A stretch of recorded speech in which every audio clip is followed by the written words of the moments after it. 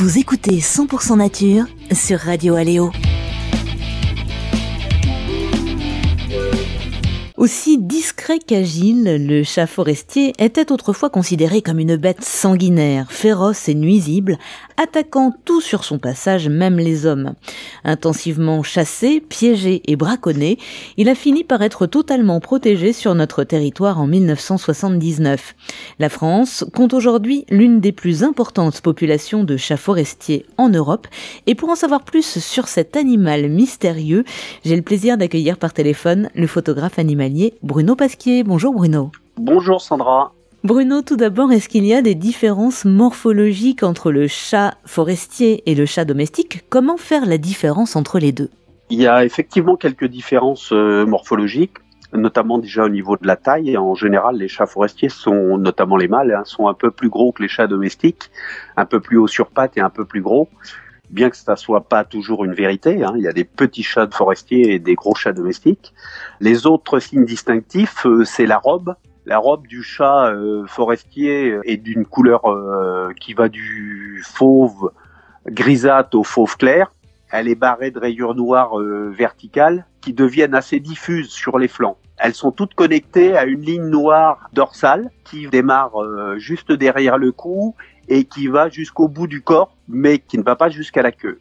Ensuite, il a une queue volumineuse, cylindrique, avec un manchon noir au bout de la queue et présente des anneaux noirs cylindriques au-dessus du manchon. Le nombre d'anneaux peut être variable. Pour certains, ils ont une bavette blanche sous le cou, mais elle n'est pas toujours visible. Donc voilà, c'est à peu près les signes qui permettent d'identifier le chat sauvage du chat domestique, tout en sachant que, on en parlera plus tard, je crois, il y a des croisements qui s'opèrent et donc il est parfois difficile de pouvoir faire la distinction sans une analyse ADN ou des choses comme ça. Bruno, le chat forestier vit-il, comme son nom l'indique, dans les zones boisées ? Oui, c'est un animal qui est inféodé aux forêts.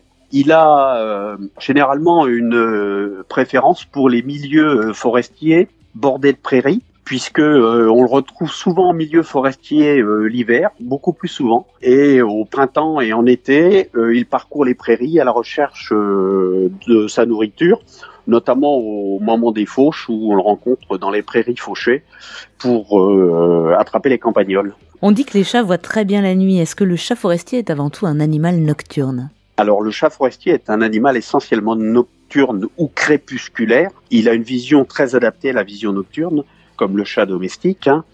Et on dit même qu'il serait en mesure de distinguer les couleurs d'ailleurs. Une particularité de sa vision, c'est qu'il a une extrême sensibilité au moindre mouvement. Il détecte les mouvements de façon très précise. Et du coup, comme il est essentiellement nocturne et crépusculaire, est-ce qu'il a des vibrisses, des moustaches plus longues que le chat domestique ? Oui, il a des vibrisses un peu plus longues que le chat domestique, mais c'est pas, je veux dire, quelque chose d'hyper standard. Les oreilles du chat forestier, elles sont très mobiles. Est-ce qu'il est doté par conséquent d'une bonne audition ? Alors oui, il a une ouïe extrêmement développée puisque son ouïe est supérieure à celle d'un chien. Notamment, il a la capacité de bouger ses oreilles de façon indépendante. Elles peuvent avoir une rotation à 180 degrés, ce qui fait qu'il scrute en permanence, tel un radar, tous les bruits de son environnement. Silencieux, rapide et agile, le chat forestier est également un très bon grimpeur.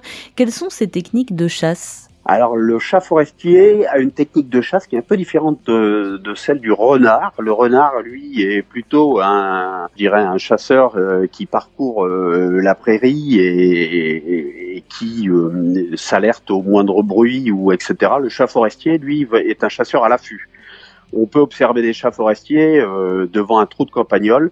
Ils peuvent y rester, il est d'une patience infinie, ils peuvent y rester de longues minutes, voire beaucoup plus, tout en attendant que le campagnol sorte du trou. Et à partir de ce moment-là, d'un bond, il attrape sa proie. Donc c'est essentiellement de la chasse à l'affût. Et un chat peut environ consommer jusqu'à 7000 rongeurs par an, puisqu'il a besoin à peu près de 500 grammes de nourriture par jour. Quel rongeur préfère-t-il ? Il a des mets préférés ? Oui, tout ce qui est campagnol représente 90%, je crois, de son régime alimentaire. Après, quand il peut attraper un oiseau ou les restes d'un faon ou des choses comme ça, bah, bien sûr, comme c'est un carnivore, il se gêne pas, quoi. Le chat forestier est un carnivore, mais comme les chats domestiques et les chiens, il consomme souvent de l'herbe. Est-ce que vous pouvez nous expliquer à quoi ça lui sert ? Alors bon, comme pour les chats domestiques, la consommation de graminées ou d'herbes lui permet de déloger les parasites intestinaux qu'il porte. Donc ça lui sert en gros, c'est ce qu'on dit, à se purger. Comme celle du chat domestique, les griffes du chat forestier sont rétractiles. Est-ce que vous pouvez nous expliquer pourquoi ? Elle lui sert essentiellement à grimper, à chasser et à se défendre, puisque en dehors de ces trois configurations, les griffes sont rentrées et ça lui permet d'avoir des griffes qui ne s'usent pas. On entend souvent les chats domestiques miauler ou ronronner. Est-ce que le chat forestier communique aussi de façon sonore ? Alors oui, le chat forestier ronronne aussi, miaule bien sûr. La communication se fait grâce au son, aux odeurs et aux postures en général. Les adultes communiquent à travers des sifflements ou des miaulements, également à travers des marquages olfactifs, puisqu'ils ont des glandes de marquage, ou bien ce sont les crottes qui servent à marquer le territoire. Il y a également toute la communication visuelle, comme celle que l'on connaît chez le chat domestique. Lorsqu'il est menacé, eh bien, le poil va s'hérisser et il va faire le dos rond.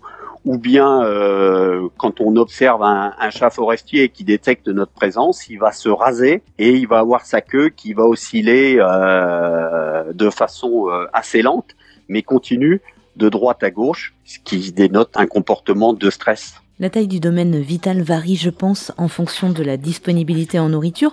On a une idée du nombre de kilomètres sur lequel il s'étend, à peu près ? À peu près, oui. Je dirais que les documentations sur ça donnent en gros 3 km² pour une femelle. Le mâle, lui, a un domaine vital qui est souvent plus grand, puisque il peut aller de 3 km² à environ 11 km². Alors ça dépend effectivement de la nourriture disponible, mais le mâle a aussi la recherche de compagne au moment du rut. Donc son territoire varie énormément suivant les saisons. C'est un animal territorial, il va défendre ce domaine vital, le marquer ?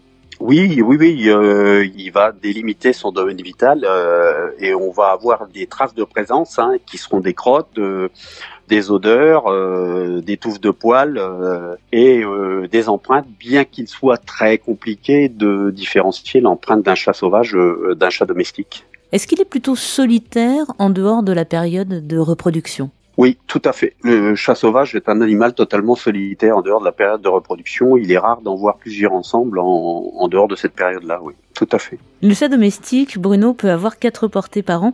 Est-ce que c'est aussi le cas du chat forestier ? Non, le chat forestier n'a qu'une portée par an. La période du rut est à peu près de 2 mois, sauf qu'elle peut s'étaler grosso modo de l'hiver jusqu'à l'été. Les femelles sont réceptives 6 jours. À peu près, une grosse semaine, quoi. Il y a une portée par an. Cette portée peut être renouvelée en cas de destruction de la première portée si on est dans des délais raisonnables. Le chat forestier, on l'a dit, est très discret. Eh bien, les petits sont encore plus discrets. Ils sont très très bien cachés. Dans quel type d'endroit on peut les trouver, Bruno ? Alors, oui, effectivement, les observations de portée de chats forestiers sont pas très nombreuses. Rares sont les photographes qui ont cette chance. Généralement, on peut les trouver dans des terriers abandonnés, on peut les trouver dans des tas de bois, on peut les trouver dans des arbres creux, dans des anfractuosités rocheuses, des cabanes forestières, bref, tout type d'abri permettant de mettre à l'abri des intempéries les jeunes, mais bon, ils sont extrêmement discrets, donc effectivement pas facile à détecter. Les chatons vont rester combien de temps avec leur mère ? De leur naissance, qui va avoir lieu grosso modo en avril, jusqu'à l'automne avec leur mère. Ils vont naître aveugles, environ une dizaine de jours, où ensuite les yeux vont s'ouvrir. Ensuite, la mère va les allaiter pendant environ 30 jours. Et puis, ils vont rester à proximité de la tanière quelques semaines. Et ensuite, ils vont quitter cette proximité de tanière et on va, au bout de 4 semaines à peu près, on commence à avoir le sevrage qui s'opère en une quinzaine de jours. Et ensuite, ils vont accompagner la mère de façon de plus en plus régulière dans ses chasses et ça va être l'apprentissage de la chasse, et ce jusque grosso modo à l'automne où on aura la dispersion. Oui, voilà, les jeunes se dispersent également pour favoriser le brassage génétique? Oui, les jeunes se dispersent. Alors, une des caractéristiques, comme bien souvent, les femelles restent de façon assez proche de leur lieu de naissance, vont pas très loin. Les mâles, par exemple, effectivement, ont un périmètre de dispersion beaucoup plus vaste et vont chercher un territoire qui n'est pas occupé. Le chat domestique peut vivre jusqu'à 20 ans. Ce n'est pas le cas du chat forestier qui, lui, a une espérance de vie qui tourne plutôt autour des 10 ans. Est-ce que c'est parce qu'il fait face à des dangers particuliers? Il faut savoir que la mortalité chez le chat sauvage est très importante puisque on suppose que 70% des jeunes décèdent entre 2 et 4 mois. Donc il y a une mortalité déjà au niveau de la naissance qui est extrêmement importante.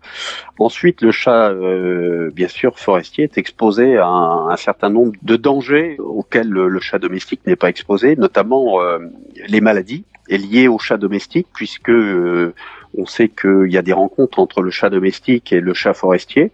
Donc il y a des maladies qui sont symptomatiques du chat domestique qui sont transmises au chat forestier. Ensuite, l'urbanisation, c'est très clair, avec la disparition des milieux, l'augmentation des réseaux forestiers, tout ce qui est collision avec les automobiles, la chasse durant le rut, puisque le rut se passe essentiellement en fin d'hiver et que la chasse n'est pas terminée, donc il y a un fort dérangement. Parfois, la chasse se poursuit jusqu'au moment des naissances, donc effectivement, tous ces paramètres-là font que la durée de vie du chat forestier est quand même bien inférieure à celle du chat domestique. Et alors ces petits qui meurent à 70% entre 2 et 4 mois, ils meurent de quoi ? Ils meurent des problèmes d'alimentation, maladies, prédation. Faut savoir qu'il y a de la prédation sur des chatons, effectivement. Comme on l'a dit, ils restent tranquilles, grosso modo 1 mois, 1 mois et demi. Après, ils commencent à sortir et à ce moment-là, ils sont vulnérables. On l'évoquait tout à l'heure. Est-ce que l'hybridation, la reproduction avec les chats domestiques peut poser des problèmes à terme pour la survie du chat forestier ? Il semblerait. Alors on l'a longtemps pensé puisque on a pensé que l'hybride prendrait le dessus sur le chat forestier. Il semblerait que des études récentes démontrent que le pourcentage de chats forestiers sauvages, naturels, ne soit pas en baisse. Il est plutôt stable. Alors on l'explique par plusieurs raisons. C'est qu'en fait, il y a un certain nombre de maladies qui touchent les chats forestiers, pour lesquels les chats domestiques ne sont pas protégés. Donc les hybrides sont moins bien protégés contre certaines maladies qui sont spécifiques aux chats forestiers. Et il semblerait que la fécondité est peut-être un peu moins bonne des hybrides. Donc au final, quelques études récentes démontrent que on a une certaine stabilité de la population de chats sauvages pure souche. Le chat forestier, c'est un animal qui est très discret. Est-ce qu'il est difficile à photographier ? Oui, le chat forestier est difficile à photographier. Alors, le chat forestier a une particularité. À partir du moment où on l'a trouvé, il est plutôt moins difficile à photographier qu'un renard. Pour une simple et bonne raison, c'est déjà que quand il est dans une prairie, il est beaucoup plus statique. Donc, en fait, il est plus facile à approcher parce qu'on a plus de temps puisqu'il se déplace beaucoup moins. Il semble être un peu moins sur le qui-vive que le renard, c'est-à-dire qu'en fait, quand il est focalisé sur un trou de campagnol, il peut être de longues minutes, voire très longues minutes, à fixer le trou et avoir tous ses sens dirigés dans ce sens-là, ce qui laisse au photographe la possibilité de réaliser une approche. Il est un peu plus diurne que le renard, qui lui est quand même beaucoup plus nocturne. Pas toujours, ça dépend des régions, bien sûr. Par exemple, la vraie difficulté, c'est de trouver le chat forestier. Il est beaucoup plus discret que le renard, et donc beaucoup plus rare, beaucoup plus discret.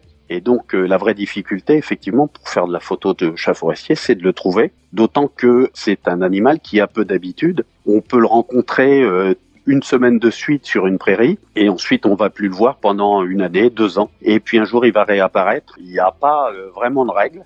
Et c'est ce qui complique la chose, quoi. Donc quand on en trouve un, effectivement, il faut exploiter le créneau parce que on est à peu près certain que ça durera pas, quoi. Est-ce que vous pouvez nous raconter votre plus belle observation, votre plus beau souvenir ? Je vais raconter une anecdote. C'est pas le plus beau, mais c'est le plus drôle. Donc moi j'habite en Bourgogne, on a quelques chats forestiers, mais on en a très peu. Et comme je le disais juste avant, là, il y a des périodes où on ne sait pas pourquoi, on va les voir. Donc moi il y a quelques temps, il y a 3 ans à peu près, 3 ou 4 ans, je pars un soir pour aller à l'affût et j'étais sur une petite route et d'un seul coup je vois un chat dans un pré. Donc c'est une période où j'ai vu jusqu'à 7 chats différents dans le mois, ce qui m'est jamais arrivé en Bourgogne depuis. Donc on ne sait pas pourquoi ils sortent tous une période et après on les voit plus. Donc je m'arrête sur le bord de la route. Comme je le disais, contrairement au renard, le chat a parfois des comportements un peu plus cool, je dirais. Donc il se rase, il m'observe et puis il ne bouge pas.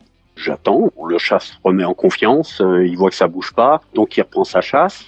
Doucement, je baisse ma glace, je passe mon téléobjectif et je commence à faire quelques photos. Le chat était à une 40, 50 de mètres. Quand tout à coup, j'ai un véhicule qui arrive derrière, qui s'arrête à ma hauteur. Et je vois un monsieur en habit de chasseur qui baisse sa glace. Donc je baisse ma glace et il me dit qu'est-ce que vous faites? Je lui dis, je lui montre quoi, pour pas faire trop de bruit, pas parler. Le monsieur me dit, il regarde et il me dit, oh purée, il me dit un lynx. Donc je lui dis non, il n'y a pas de lynx dans la région et un lynx c'est beaucoup plus gros, c'est un chat forestier.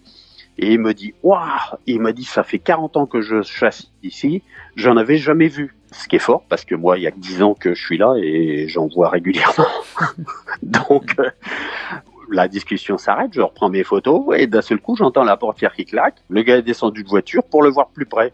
Donc forcément dès qu'il est descendu de voiture, le chat s'est sauvé. Et donc, il m'a cassé mon cou.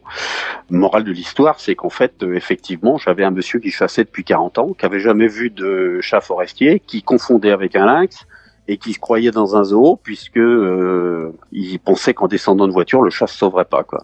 Donc, il a dû confondre avec un chat de salon, mais voilà, c'est une anecdote que je trouve un peu marrante parce que ça démontre que on peut être dans la nature depuis 40 ans et en fait pas la connaître tant que ça. Votre plus belle photo, Bruno? Ma plus belle photo, c'est une photo de chat forestier que j'ai fait à côté de chez moi, un soir où j'avais une superbe lumière, puisque c'était vraiment le couchant et les derniers rayons du soleil.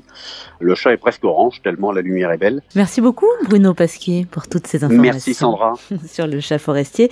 Nos auditrices et nos auditeurs peuvent vous retrouver vos photos sur votre Facebook.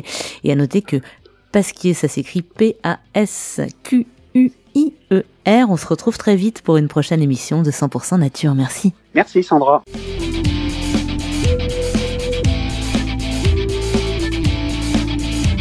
C'était 100% Nature sur Radio Aléo. Retrouvez cette émission sur notre site internet radioaléo.fr.